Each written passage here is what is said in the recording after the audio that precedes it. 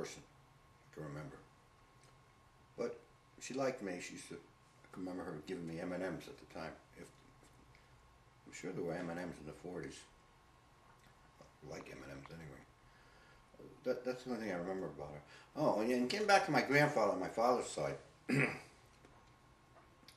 he promised me that he was going to build a race car for me. You know, one with pedals.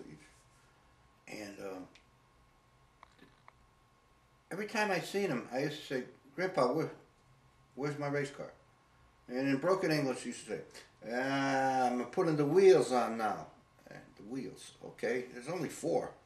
Next time, Grandpa, where's the race car? I got to put the back end on, and the back end on and on and on. And by that time, I picked up a couple of words from the street. So the last time I seen him, I said, Grandpa, where's the fucking car? Oh no, talk like that, blah, blah, blah. And that was the end of that. Years later, I found out, after he passed away, there was never a fucking car. It was just a way of, I don't know, get me excited, I guess. I guess he meant more about it. I don't know. I didn't know my mother's father. He passed away in 1938, I believe. Frank. His name was Frank Esposito. And I was told by my mother that I have a lot of his traits. Like to cook. He ran numbers. He liked to gamble. But he was very responsible. He had to be. He grew up 12 kids, bought a house, and, you know, supported them during the Depression and whatever. The only story I can relate about my grandfather was he came over from Italy, and then he sent for my grandmother. And my grandfather was literate. My grandmother was not. She couldn't speak English. My grandfather had an education, she didn't.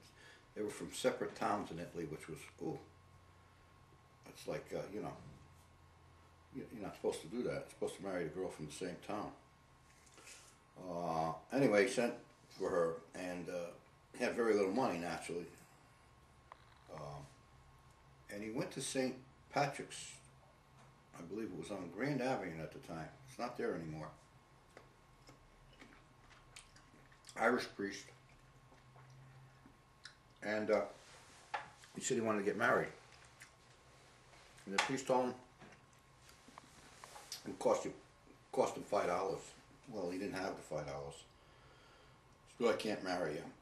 So he turned to the priest and he says, okay. He says, then I'll live in sin, and it'll be on your conscience. That's the story. No big story, no big deal, but I just thought I'd tell you. So evidently the priest gave in. It's a big thing then. Italians, Irish. My mother often used to kid me, or I don't know if she was kidding. She would say, I'd rather you bring a black girl. That's how we refer to people then of color, black girl. Now it's African American, which is fine. Anyway, I'd rather bring you home a black girl than an Irish girl. Jesus Christ. And I hung around with all Irish kids.